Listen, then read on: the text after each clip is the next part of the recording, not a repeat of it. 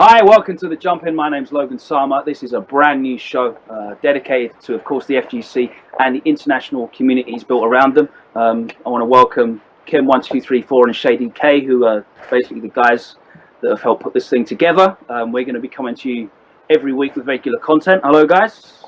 What's up? Yo.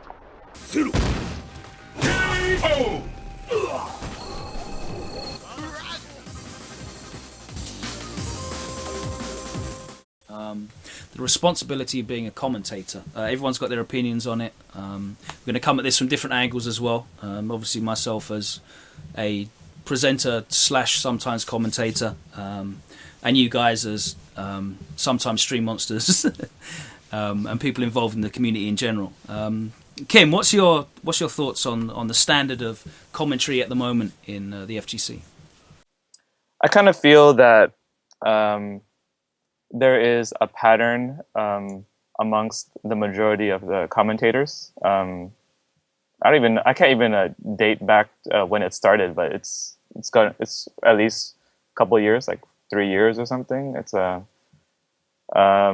they kind of belittle the FGC when they talk about it. Like they would call the fellow players bums or something like that, but they would use it as like a half-hearted joke. They would say, but I think it all comes back to not knowing what to say when they're on camera and on stream.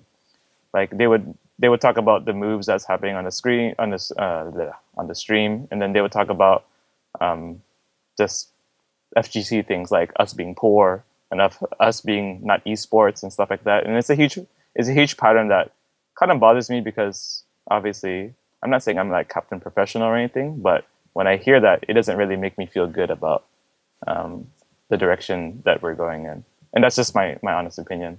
And one way that we can combat doing that is, first of all, recognizing that that is a pattern. And I'm sure if you just pay attention to more streams, you might also pick up on it.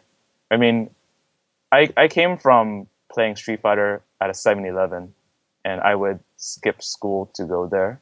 And then I saw the decline of arcades, and I feel that I'm quite proud of being from the arcade era, and I'm proud of this community.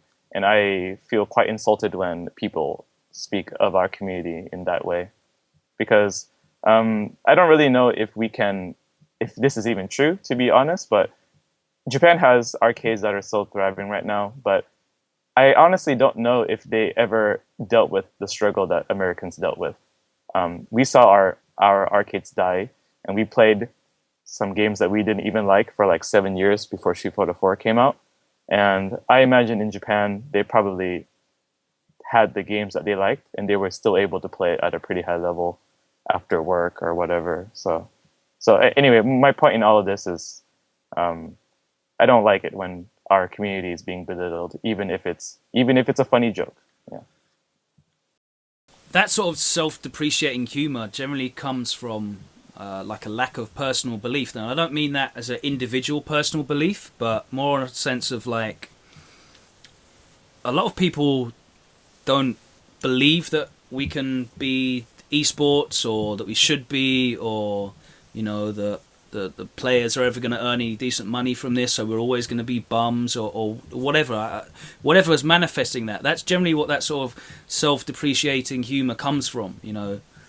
Like, it's a half joke, as you said, you know. And yeah, having it on stream, I don't think that's a good thing at all, because obviously you're trying to appeal to a wider market.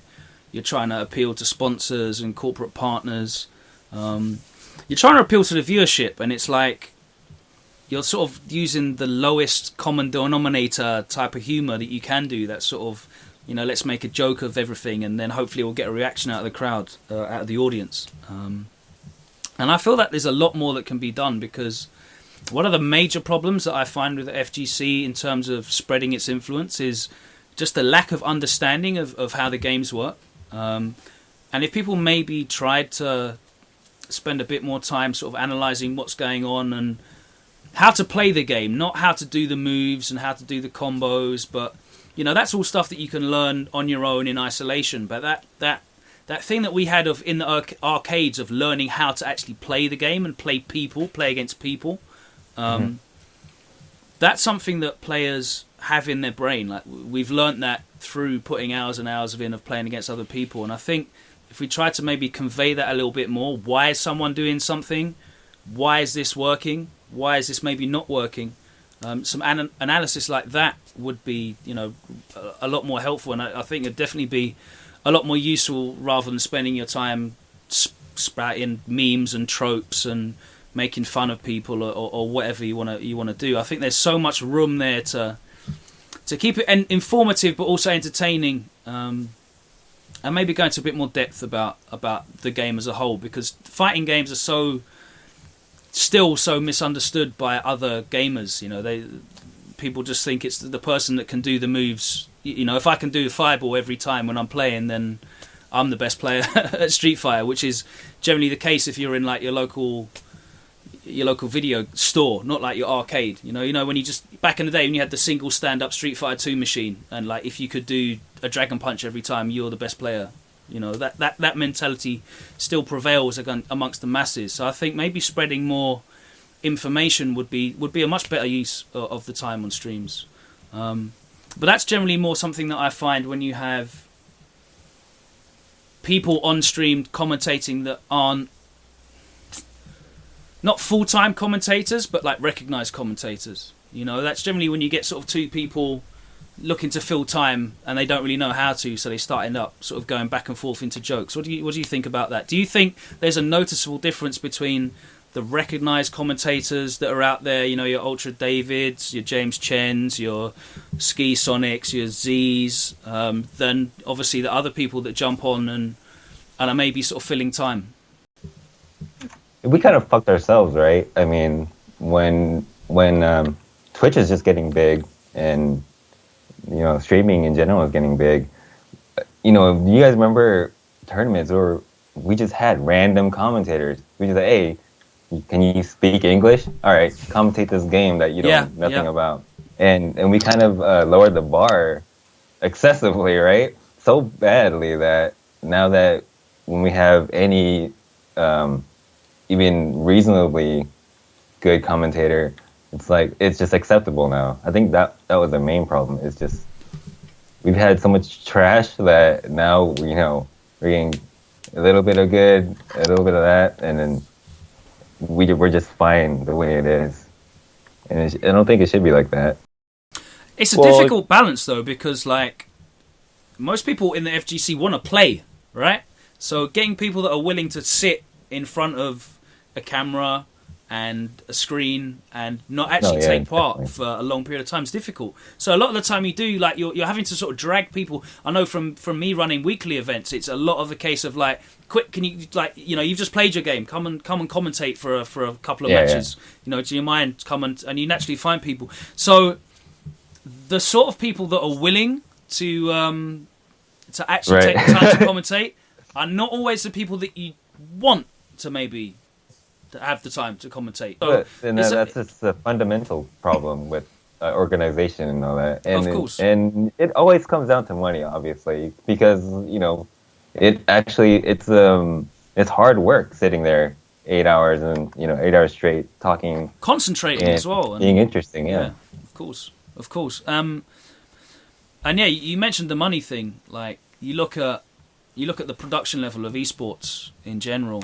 and the commentary, that side of things is very important. It's very intrinsic to that. But you look at maybe some of the larger events within the FGC, and people are still not getting paid to do commentary. Not all the time, but and maybe they're getting paid a little bit.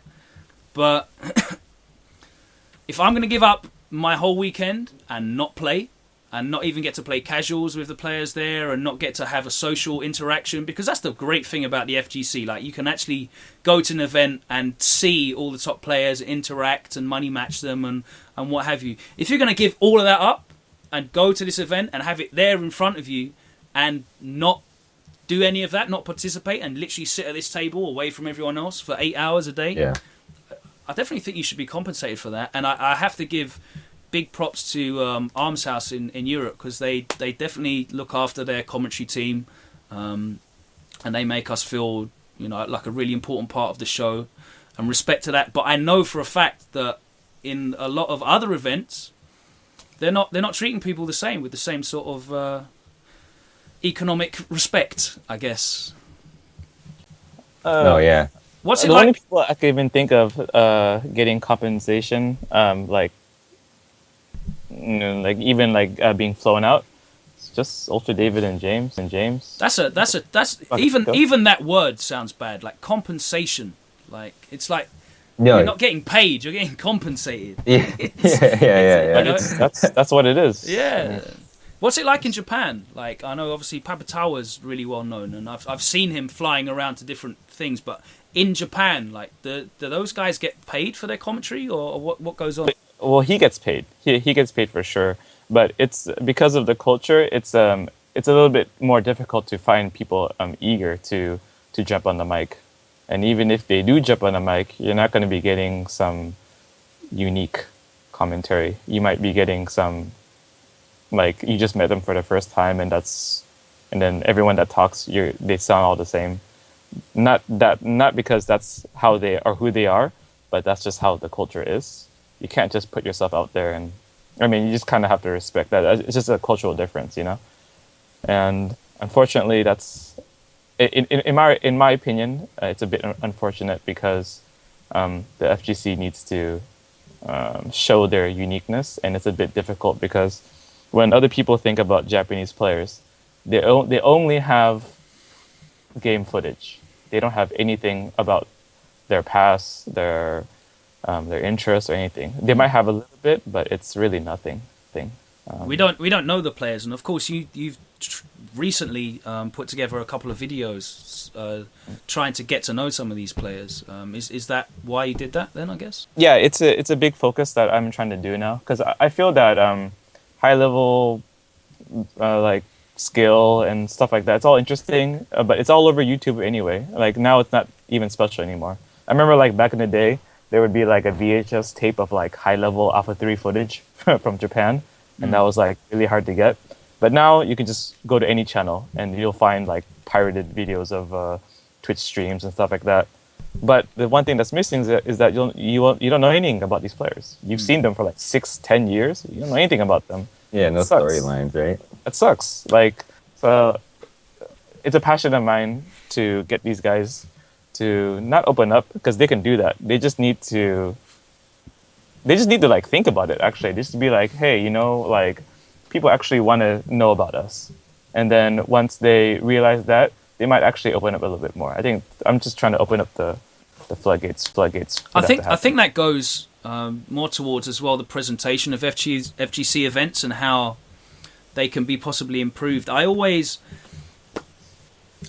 look at fighting games in a sense that they should, at the highest level, when you're looking at maybe top 8s or what have you, like finals day, you should be broadcasting that stuff like a MMA event or a boxing pay-per-view or something, or a boxing fight card where, the human drama element of it is not really used at all. It's like you said, regardless of whether you're going online to YouTube or actually watching the events live, it's just a stream of players sitting down playing, and you might have certain moments like Punko expressing his personality, or Ricky Ortiz or whoever expressing their personality, Filipino man recently, or Justin Wong at Evo. You get those glimpses, but you don't really get the chance to know the players that much. And I think that sort of human drama has really helped the UFC get a lot bigger as well. You've got and boxing as well, the 24/7 stuff, the behind the scenes stuff.